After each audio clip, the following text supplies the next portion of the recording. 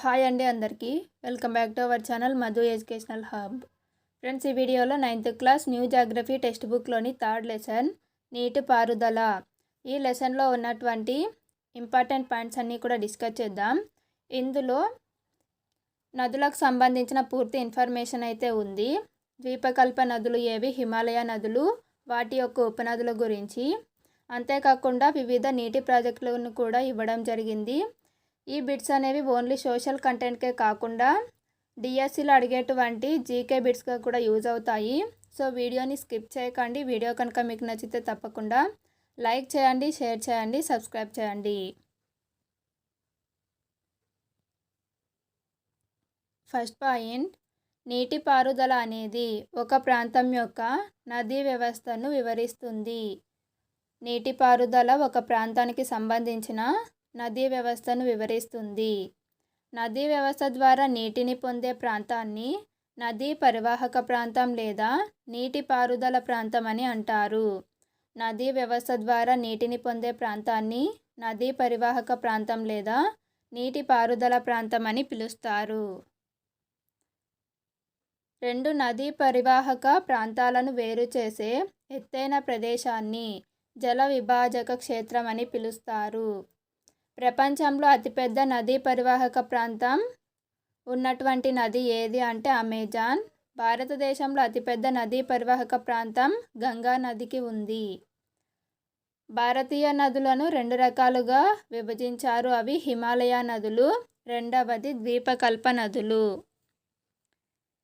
హిమాలయ నదులు, ఈ హిమాలయ నదులు అనేవి జీవనదులు. జీవనది అంటే ఏడాది పొడవునా నీటిని కలిగి ఉండేవి. జీవనది అంటే సంవత్సరం పొడవునా నీటిని కలిగి ఉండేవి. వీటికి ఎగ్జాంపుల్ గంగా, సింధు, బ్రహ్మపుత్ర. ఇందులో మనం సింధు నది గురించి ఇప్పుడు తెలుసుకుందాం. సింధు నది మానస సరోవరం సరస్సు దగ్గర టిబెట్లో జన్మిస్తుంది. సింధు నది జన్మస్థానం టిబెట్లోని మానస సరోవరం సరస్సు. సింధు నది పశ్చిమ దిక్కుకు ప్రవహిస్తుంది. ఈ నది భారత్లోకి లడఖ్ నుంచి ప్రవేశిస్తుంది. సింధు నది భారత్లోకి ప్రవేశించే ప్రదేశం ఏది అంటే లడఖ్. ఈ నది గార్జులను ఏర్పరుస్తుంది. సింధు నది యొక్క పొడవు 2900 కిలోమీటర్లు. సింధు నది పొడవు 2900 కిలోమీటర్లు. కాశ్మీర్ ప్రాంతంలో సింధు నదిలో కలిసే ఉపనదులు ఏవి అంటే జస్కర్, నుబ్రా, షోక్, హుంజా. ఈ 4 కూడా కాశ్మీర్ ప్రాంతంలో సింధు నదిలో కలిసేటువంటి ఉపనదులు. నెక్స్ట్ పాయింట్, పాకిస్తాన్ మితాన్కోట్ దగ్గర సింధు నదిలోకి ప్రవహించే ఉపనదులు ఏవి అంటే సట్లెజ్, బియాస్, రావి, జీలం, చినాబ్. ఈ ఉపనదులు అన్నీ కూడా పాకిస్తాన్లోని మితాన్కోట వద్ద సింధు నదిలోకి ప్రవహిస్తాయి. నెక్స్ట్ పాయింట్, సింధు నది చివరగా కరాచీకి తూర్పున అరేబియా సముద్రంలో కలుస్తుంది. సో సింధు నది అనేది పశ్చిమంగా ప్రవహించి అరేబియా సముద్రంలో కలుస్తుంది. ఈ నది పరివాహక ప్రాంతంలో 1/3 మాత్రమే భారత్లో ఉంది. మిగిలిన భాగం అంతా పాకిస్తాన్లో కలదు. సో సింధు నది యొక్క పరివాహక ప్రాంతం ఎక్కువగా పాకిస్తాన్లో ఉంది. భారత్లో అయితే లడఖ్, జమ్మూ కాశ్మీర్, హిమాచల్ ప్రదేశ్, పంజాబ్లో ఉంది. నెక్స్ట్ పాయింట్, సింధు నది జలాల ఒప్పందం 1960. ఈ ఒప్పందం ప్రకారం సింధు నది యొక్క మొత్తం నీటిలో 20% భారతదేశం ఉపయోగించుకోవాలి. సింధు నదికి సంబంధించిన మొత్తం నీటిలో 20% మాత్రమే మన దేశం వినియోగించుకోవాలి. ఈ నీటిని పంజాబ్, హర్యానా, రాజస్థాన్ యొక్క దక్షిణ మరియు పశ్చిమ ప్రాంతాలలో నీటిపారుదల కొరకు వినియోగిస్తున్నారు. నెక్స్ట్ రెండవది గంగా నది. గంగా నది యొక్క పొడవు 2500 కిలోమీటర్లు.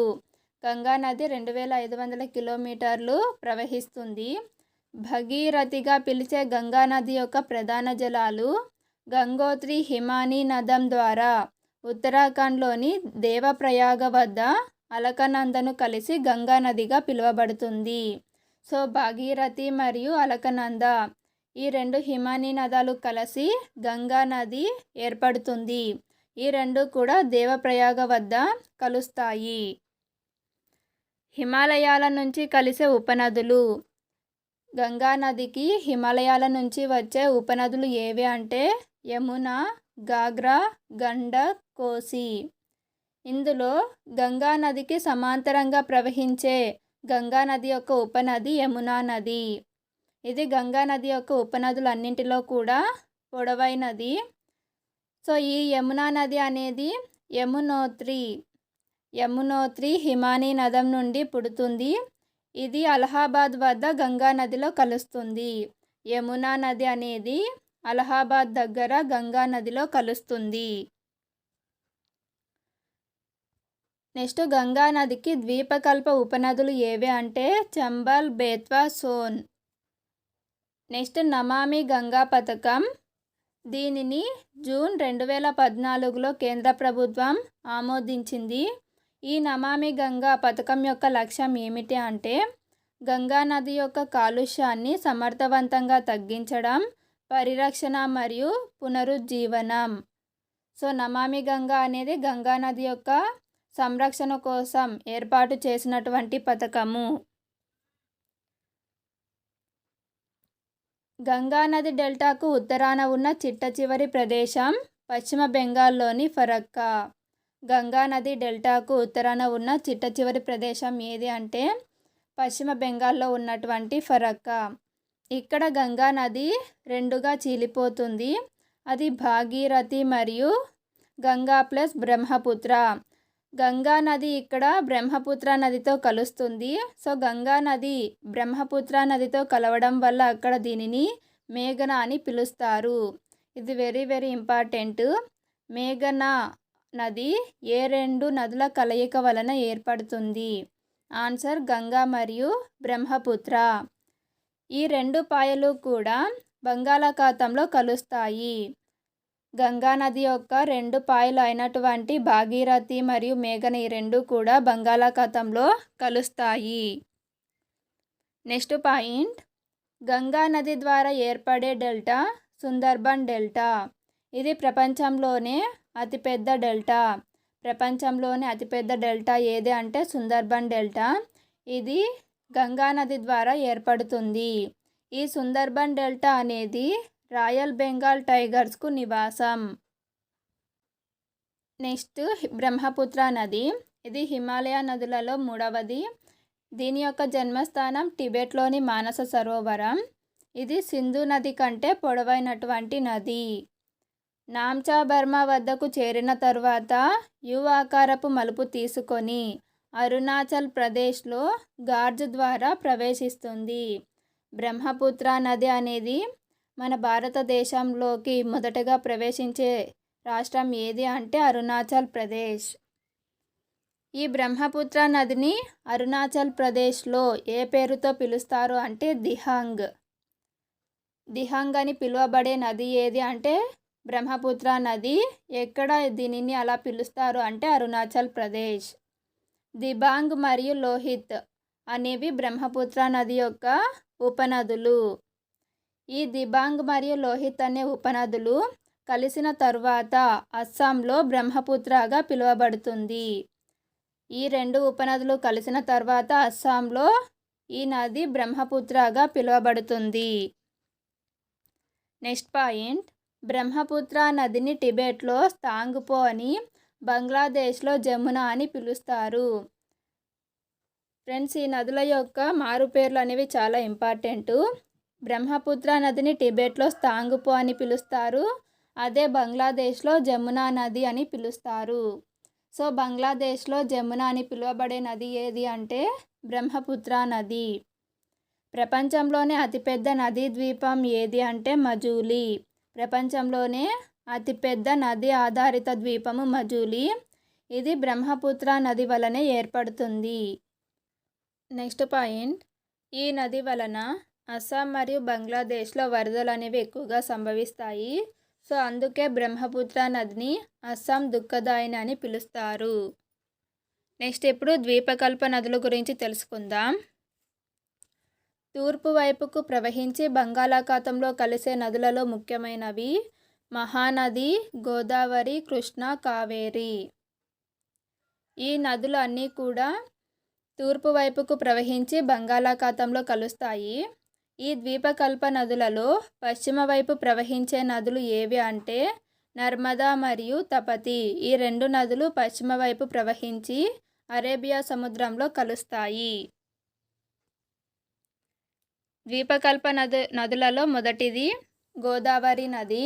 ఈ గోదావరి నది యొక్క జన్మస్థానం మహారాష్ట్రలోని నాసిక్ జిల్లా పశ్చిమ సానువులు. గోదావరి యొక్క జన్మస్థానం మహారాష్ట్రలోని నాసిక్. ఈ గోదావరి అనేది అతిపెద్ద ద్వీపకల్ప నది. ద్వీపకల్ప నదులలో పెద్ద నది ఏది అంటే గోదావరి నది. ఈ నది పొడవు 1500 కిలోమీటర్లు. ఈ నది బంగాళాఖాతంలో కలుస్తుంది. గోదావరి పరివాహక ప్రాంతం మహారాష్ట్ర, మధ్యప్రదేశ్, ఒడిస్సా, ఆంధ్రప్రదేశ్. గోదావరి నది మహారాష్ట్రలో 50% వరకు ప్రవహిస్తుంది. గోదావరి నది యొక్క ఉపనదులు పూర్ణ, వార్త, ప్రాణహిత, మంజీరా, వెన్గంగా, పెన్గంగా ఇవన్నీ కూడా గోదావరి యొక్క ఉపనదులు. గోదావరి నదిని దక్షిణ గంగా అని పిలుస్తారు. గోదావరి నదిని దక్షిణ గంగా అని పిలుస్తారు. నెక్స్ట్ మహానది. మహానది జన్మస్థానం ఛత్తీస్గఢ్. మహానది పొడవు 860 కిలోమీటర్లు. పరివాహక ప్రాంతం మహారాష్ట్ర, ఛత్తీస్గఢ్, జార్ఖండ్, ఒడిస్సా. మహానది యొక్క పరివాహక ప్రాంతం మహారాష్ట్ర, ఛత్తీస్గఢ్, జార్ఖండ్, ఒడిస్సా. ఇది కూడా బంగాళాఖాతంలోనే కలుస్తుంది. నెక్స్ట్ కృష్ణానది. కృష్ణానది యొక్క జన్మస్థానం మహారాష్ట్రలోని మహాబలేశ్వర్ సమీపంలోని నీటి బుగ్గ. కృష్ణానది పొడవు 1400 కిలోమీటర్లు. దీని యొక్క పరివాహక ప్రాంతము మహారాష్ట్ర, ఆంధ్రప్రదేశ్, కర్ణాటకలో ఉంది. నెక్స్ట్ కావేరీ నది. కావేరీ నది జన్మస్థానం పశ్చిమ కనుమలలోని బ్రహ్మగిరి కొండలు. పశ్చిమ కనుమలలోని బ్రహ్మగిరి కొండలు. కావేరీ నది తమిళనాడులో కడలూరుకు దక్షిణాన బంగాళాఖాతంలో కలుస్తుంది. కావేరీ నది యొక్క పొడవు 760 కిలోమీటర్లు. శివసముద్రం జలపాతం అనేది కావేరీ నదిపై ఉంది. ఇది భారతదేశంలో రెండవ అతిపెద్ద జలపాతం. భారతదేశంలో రెండవ అతిపెద్ద జలపాతం శివసముద్రం జలపాతం. ఇది కర్ణాటకలో ఉంది. ఇది కావేరీ నదిపై కలదు. ఈ జలపాతం ద్వారా ఉత్పత్తి చేసిన విద్యుత్ అనేది మైసూరు, బెంగళూరు, కోలార్ గనులకు సరఫరా అవుతుంది. నెక్స్ట్ నర్మదా నది. నర్మదా నది యొక్క జన్మస్థానం మధ్యప్రదేశ్లోని అమర్కంటక్ కొండలు. పగులు లోయలో ప్రవహించే నది నర్మదా నది. మార్బుల్ రాక్స్పై కూడా ఇది ప్రయాణిస్తుంది. ఈ నదిపై ఉన్నటువంటి జలపాతం ధూధార్ జలపాతం. నర్మదా నది అరేబియాలో కలుస్తుంది. నెక్స్ట్ పాయింట్, నర్మదా నది పరిరక్షణ మిషన్ను మధ్యప్రదేశ్ ప్రభుత్వం నమామి దేవి నర్మదే అనే పేరుతో చేపట్టింది. నమామి దేవి నర్మదే అనేది నర్మదా నది పరిరక్షణ మిషన్. నర్మదా నది యొక్క పరివాహక ప్రాంతము మధ్యప్రదేశ్, గుజరాత్. ఈ రెండు రాష్ట్రాలలో మాత్రమే ఇది ప్రవహిస్తుంది. నెక్స్ట్ తపతీ నది. తపతీ నది జన్మస్థానం మధ్యప్రదేశ్లోని బేతూర్ జిల్లా సాత్పురా శ్రేణి. పగులు లోయలో ప్రవహిస్తుంది. దీని యొక్క పరివాహక ప్రాంతం మధ్యప్రదేశ్, గుజరాత్, మహారాష్ట్ర. తపతీ నది కూడా అరేబియాలో కలుస్తుంది. నర్మదా, తపతీ రెండు కూడా పశ్చిమంగా ప్రవహించి అరేబియాలో కలుస్తాయి. పశ్చిమం వైపు ప్రవహించే మరికొన్ని నదులు ఏవి అంటే సబర్మతి, మహి, భరతపూజ, పెరియాల్. నెక్స్ట్ పాయింట్, భారతదేశంలో అతిపెద్ద జలపాతం కుంచికల్ జలపాతం. ఇది కర్ణాటకలో ఉంది. తూర్పు వైపు ప్రవహించే మరికొన్ని నదులు ఏవి అంటే దామోదర్ నది, వైతరణి, బ్రాహ్మణి, సువర్ణరేఖ. ప్రపంచ ఉపరితలంలో 71% నీరు ఆవరించి ఉంది. ఇందులో 97% నీరు ఉప్పు నీరు. ప్రపంచ ఉపరితలంలో 71% అయితే నీరు ఉంది. ఈ 71%లో కూడా 97% అనేది ఉప్పు నీరు. మంచి నీరుగా లభించే 3%లో 3/3 నీరు అనేది మంచు రూపంలో ఉంది. నెక్స్ట్ సరస్సులు.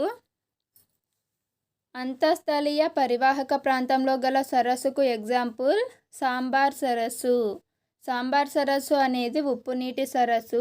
ఇది రాజస్థాన్లో కలదు.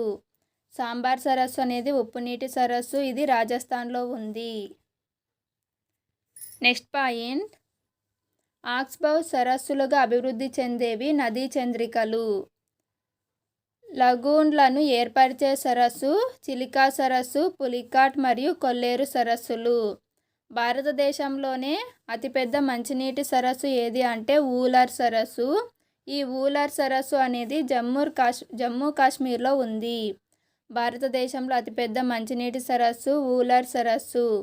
ఇది జమ్మూ కాశ్మీర్లో ఉంది. మరికొన్ని మంచినీటి సరస్సులు ఏవి అంటే దాల్ సరస్సు, భీమ్తాల్, నైనిటాల్, లోక్తక్, బారాపానీ సరస్సులు. ఇందులో దాల్ సరస్సు అనేది జమ్మూ కాశ్మీర్లో ఉంది. భీమ్తాల్ ఉత్తరాఖండ్, నైనిటాల్ ఉత్తరాఖండ్, లోక్తక్ సరస్సు ఈశాన్య భారతదేశంలో ఉంది. ఈ లోక్తక్ సరస్సు అనేది దక్షిణాసియాలోని అతిపెద్ద సరస్సు. బరాపానీ సరస్సు అనేది మేఘాలయ రాష్ట్రంలో ఉంది. నెక్స్ట్ పాయింట్, బాక్రా నంగల్ ప్రాజెక్టుకు గల మరొక పేరు గురు గోవింద్ సాగర్. సరస్సుల యొక్క ఉపయోగాల గురించి ఇప్పుడు మనం తెలుసుకుందాం. సరస్సులు అనేవి నదీ ప్రవాహాన్ని నియంత్రిస్తాయి, వరదలను నియంత్రిస్తాయి, అనార్ద్ర కాలంలో స్థిరమైన నీటి ప్రవాహాన్ని కొనసాగిస్తాయి, జల విద్యుత్ ఉత్పత్తికి తోడ్పడతాయి. నెక్స్ట్ పాయింట్, నదుల నుండి వచ్చే నీరు ప్రాథమిక సహజ వనరు. నెక్స్ట్ జాతీయ నదుల సంరక్షణ ప్రణాళిక. 1985లో గంగా కార్యాచరణ ప్రణాళిక ప్రారంభించారు. దీని యొక్క లక్ష్యం ఏమిటి అంటే కాలుష్య నివారణ పనులు అమలు చేయడం ద్వారా దేశంలో ప్రధాన నీటి వనరులైన నదుల నీటి నాణ్యతను మెరుగుపరచడం. ఇది జాతీయ నదుల సంరక్షణ ప్రణాళికకు సంబంధించిన ఇన్ఫర్మేషన్. ఫ్రెండ్స్, వీడియో కనుక మీకు నచ్చినట్లయితే తప్పకుండా లైక్ చేయండి, షేర్ చేయండి, సబ్స్క్రైబ్ చేయండి. Thank you for watching.